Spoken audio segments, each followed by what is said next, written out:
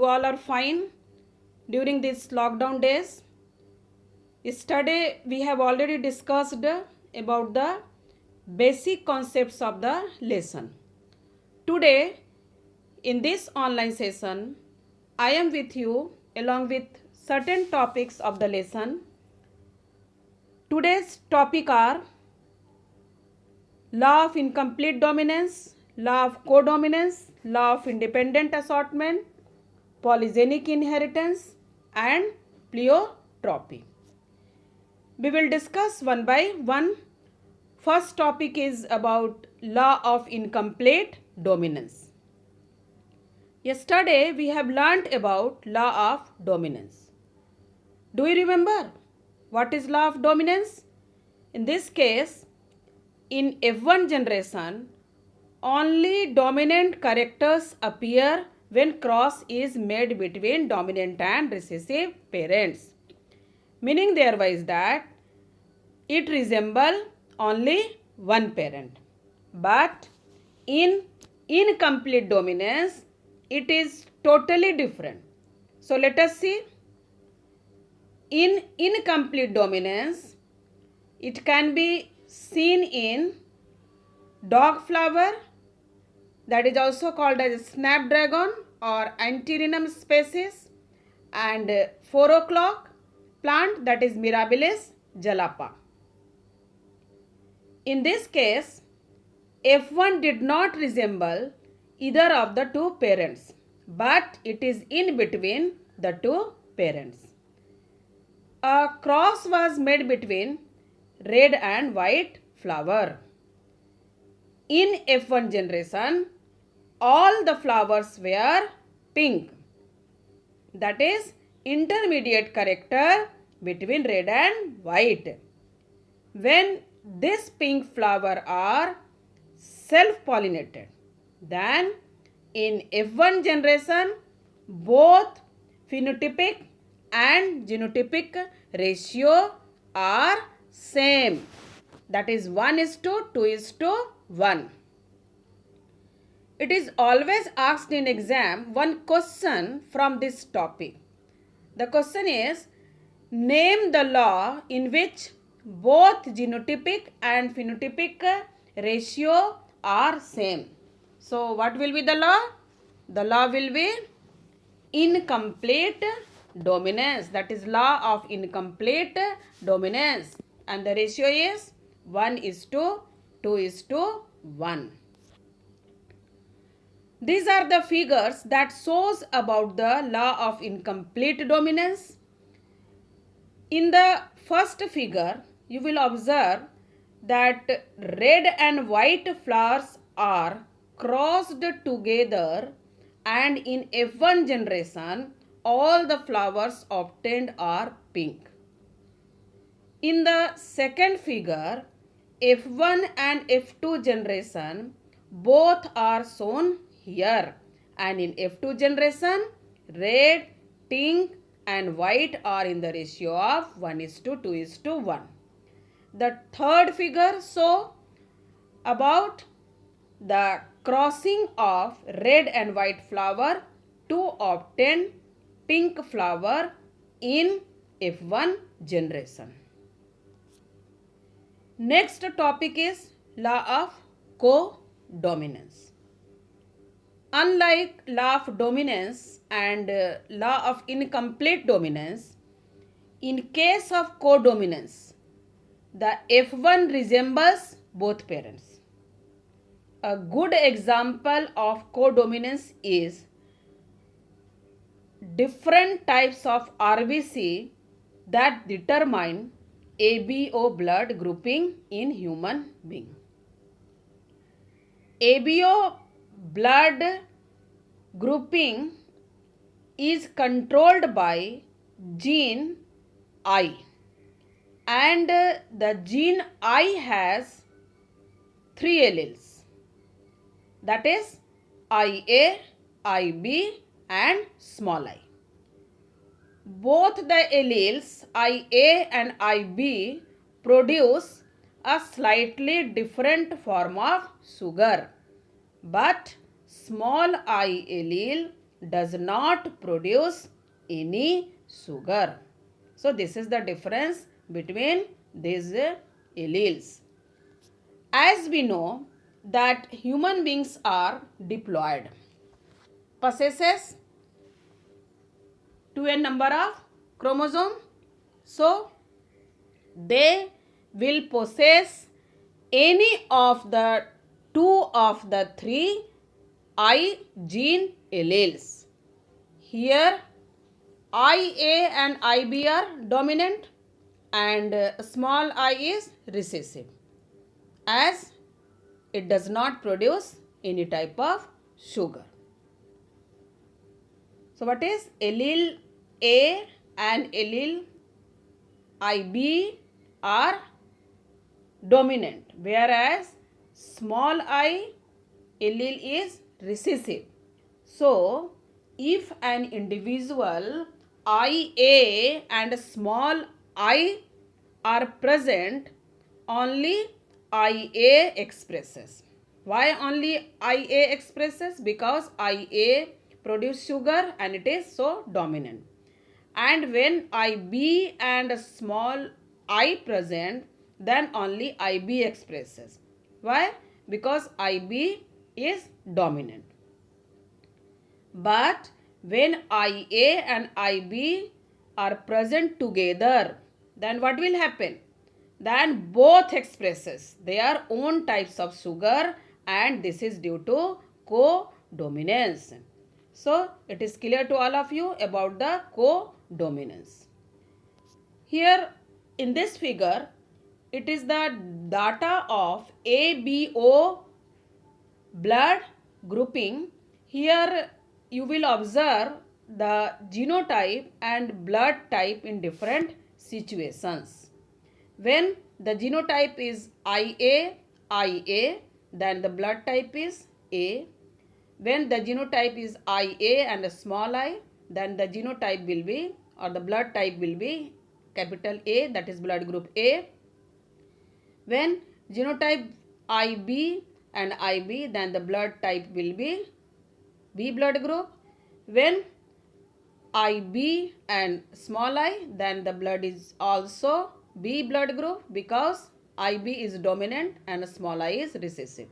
And when genotype is IA and IB, then which type of blood group? That is AB. Why? Because both are dominant. And when a small I and a small I, then the blood group will be O. This figure indicates the phenotype and genotype of different blood groups, and also about the type of antibodies present in blood serum in different blood group. This is the table showing alleles of parent 1 and alleles from parent 2, as well as genotypes and blood types of the offspring. This that table is also given in your NCERT textbook, so please go through it. Next is about law of independent assortment, also called as dihybrid cross. Here there is inheritance of two genes. Meaning thereby is that two characters are taken into account during this cross. Suppose round yellow seeds having genotype capital R, capital R, capital Y is crossed with wrinkled and green seeds having genotype small r, a small r, a small y, a small y. Then in F1 generation, all the plants obtained are with round and yellow seeds. Why? Because they are the dominant character, but they are present in heterozygous condition. That is capital R, small r, capital Y, small y. But when these plants were self-pollinated, then in F2 generation, out of 16 plants, 9 had round yellow, 3 had round green, 3 had wrinkled yellow, and 1 had wrinkled green seeds in the ratio of 9:3:3:1. This is about dihybrid cross where two parents of different traits, that is seed color and seed shape. Seed color may be yellow or green and seed shape may be round or wrinkled. This is about graphic segregation of a dihybrid cross. By analyzing the cross, the genotypic ratio is 1:2:2:1:1:2:1:1. Now we will learn about polygenic inheritance. Those traits or characters which are controlled by 3 or more genes are called as polygenic traits, and the inheritance pattern is called as polygenic inheritance. The best example of this is human skin color. In a polygenic trait, the phenotypic reflects the contribution of each alleles. Suppose 3 genes, that is capital A, capital B and capital C, are responsible for dark skin color, and recessive form small a, small b and small c is for light skin color. The genotypes with all the dominant alleles, that is capital A, capital A, capital B, capital B, capital C, will have the darkest skin color, and with all the recessive alleles, that is small a, small b, small c will have the lightest skin color. Whereas the genotypes with 3 dominant and 3 recessive. So what will be 3 dominant and 3 recessive? Capital A, capital B, small b, capital C, small c. And this will show intermediate skin color. So there is gradation of skin color in an individual with different types of alleles.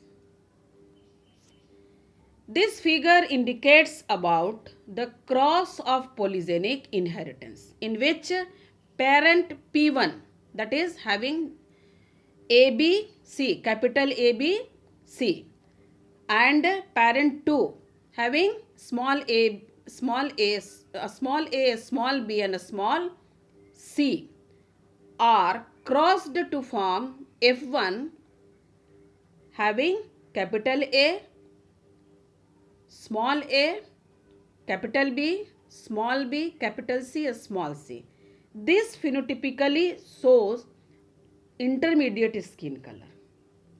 But when selfing is done between these two, then the ratio for skin color is 1:6:20:15:6:1.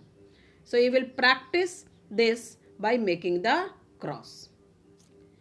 Now the last topic of today's session is pleiotropy.